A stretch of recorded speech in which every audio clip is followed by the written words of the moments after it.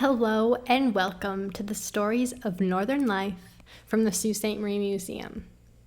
Today I'm going to talk about heritage properties, heritage designations, and all the designated sites and plaques we have in Sault Ste. Marie. The information for this episode came from the City of Sault Ste. Marie's website under the Municipal Heritage Committee. So let's get into it.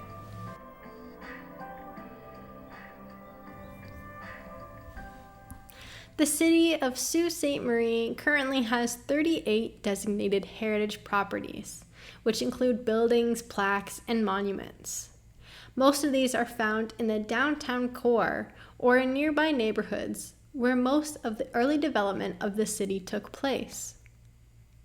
The conservation of our heritage sites help revitalize, stabilize, and enhance the character of our community and keep the history alive. The Municipal Heritage Committee evaluates properties by their historical importance, architectural significance, and contextual significance.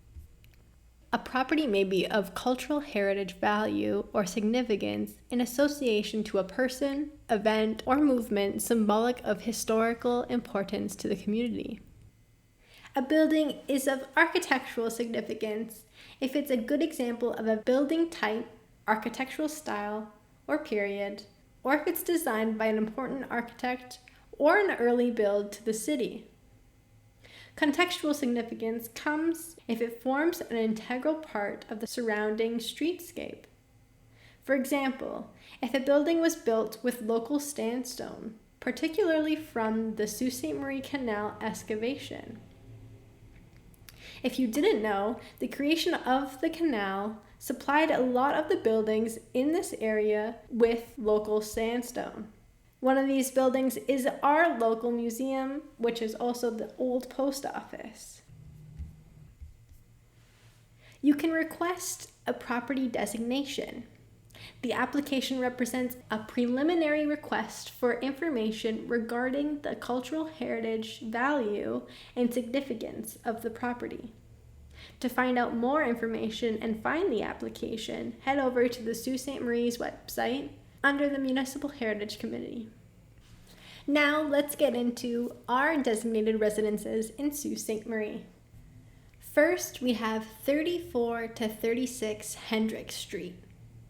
Built as a single structure in 1889, this duplex is an example of a popular French style of architecture known as Second Empire.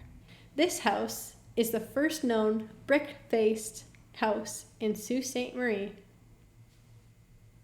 Wellington Square Townhouses. This is at 780 Wellington Street East. This townhouse complex, financed by the Lake Superior Co. for its executives, was built in 1913 and it is a good example of the Edwardian Second Empire urban design. Our next residence is titled Residence and is at 911 Wellington Street East. This is an elegant craftsman-style bungalow whose design is influenced by the Prairie School as reflected in the low roof pitch, overhanging eaves, clear story lighting, and the use of rustic materials such as wood, stone, brick, and stucco. This home was built around 1915. Bishop Hurst. Bishop Hurst is our next home. It is on 134 Simpson Street. Built in 1875 to 76, this Georgian-style residence has served continuously as the home of the Anglican Bishop of Algoma. Though not a designated building, it is listed on the city's register as being of cultural heritage value or interest. Another residence on 1035 Queen Street East. This is an attractive 1 3/4 story bungalow of local sandstone constructed in 1919. It was sold to James Shaw, founder of Shaw Milling, in 1922 and remained in the family's ownership for over 80 years. Eastbourne on 1048 Queen Street East was built around 1903 as the home of Sir William Hearst, who was the Premier of Ontario from 1914 to 1919. Its design elements and characteristics of the domestic version of Edwardian classism. This next home is titled 1920 Family Residence. It is located on 115 Upton Road. Built in 1902, this home is typical of residences being built for a growing middle class as the economy of Sault Ste. Marie expanded and its prosperity increased. Its design elements are characteristics of the Queen Anne style.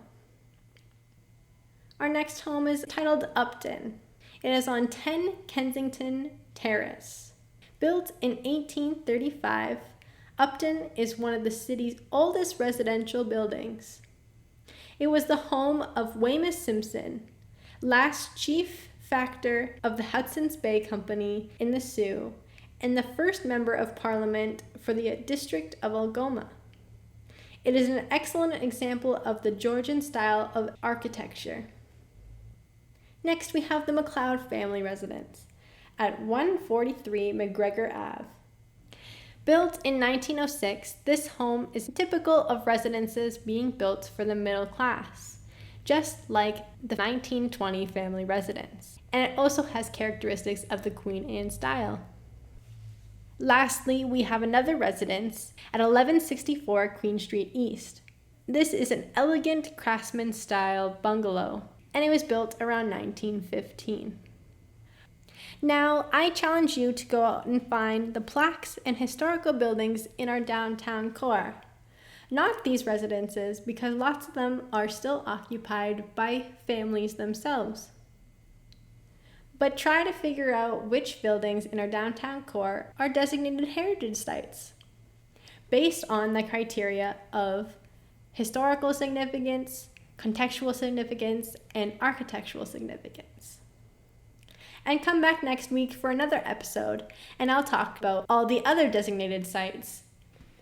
Talk to you soon, and thanks for listening.